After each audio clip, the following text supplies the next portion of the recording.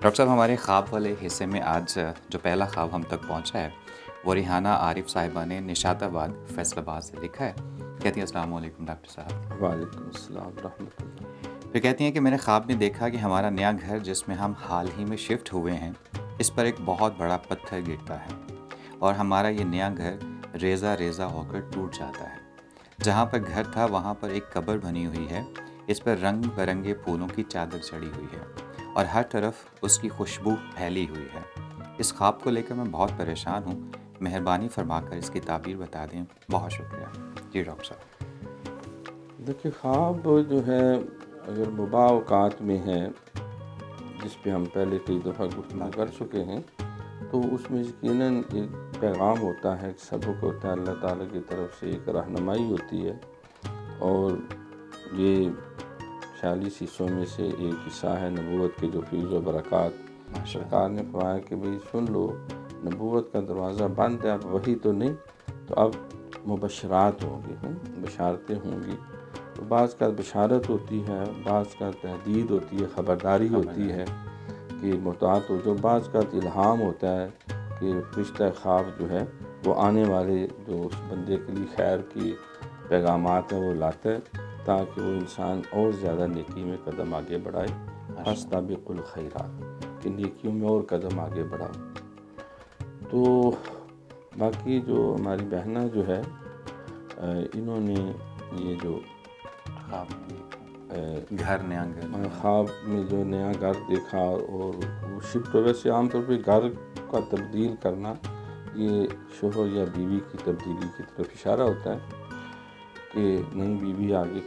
اور نیا گھر جب ملا تو وہ ریزہ ریزہ ہو گیا، چھت اوپر سے گرے تھے، وہ گھر کے سربراہ کی موت کی طرف اشارہ ہوتا ہے.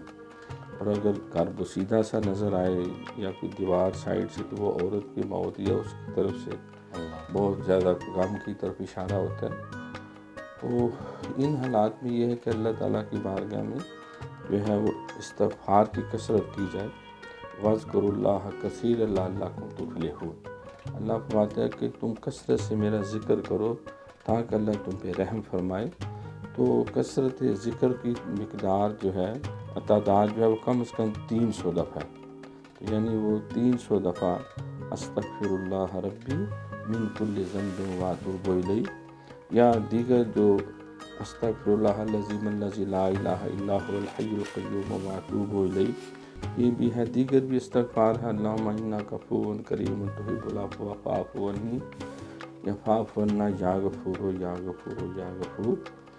تو اس کی بارگاہ میں مزید استغفار کی یہ بھی صورت ہے کہ انسان سے کوئی کمی کوتاہی ہو جاتی ہیں، اس کو کہتے ہیں سچی توبہ کرنا. ڈاکٹر صاحب اس کا جو خواب کا دوسرا حصہ ہے کہ وہ جو قبر سے انہیں نظر آتی ہے جس میں وہ فردر اس کی طرف یہی اشارہ ہے کہ جیسے جو ہے وہ کوئی گھر کا سربراہ یا کوئی اہم فرد جو ہے وہ اس کی تعبیر بھی گویا کہ عملی طور پہ دکھا دی کہ گھر کے اوپر پتھر گرا، وہ ریزہ ریزہ ہو گیا تو قبر نظر آ رہی. مقصد یہ ہے کہ وہ اگلی دنیا کا سفر جو ہے شروع ہو گیا. باقی قبر کے اوپر یہ پھولوں کی چادر، پھول اگر ہیں تو ٹھیک ہے، وہ ایک پسندیدہ عمل ہے، اللہ کی وہ تسبیح پڑھتے ہیں. خوشبو ہے، اس کا مطلب ہے کہ جو بھی فوت ہو رہا ہے اگر وہ نیک صالح ہے، یقیناً اس سے یہی ظاہر ہو رہا ہے تو وہ اس کا دنیا سے جانا بھی بہرحال وہ اللہ تعالیٰ کی بارگاہ میں اس میں بہتری ہے، اس میں خیر ہے.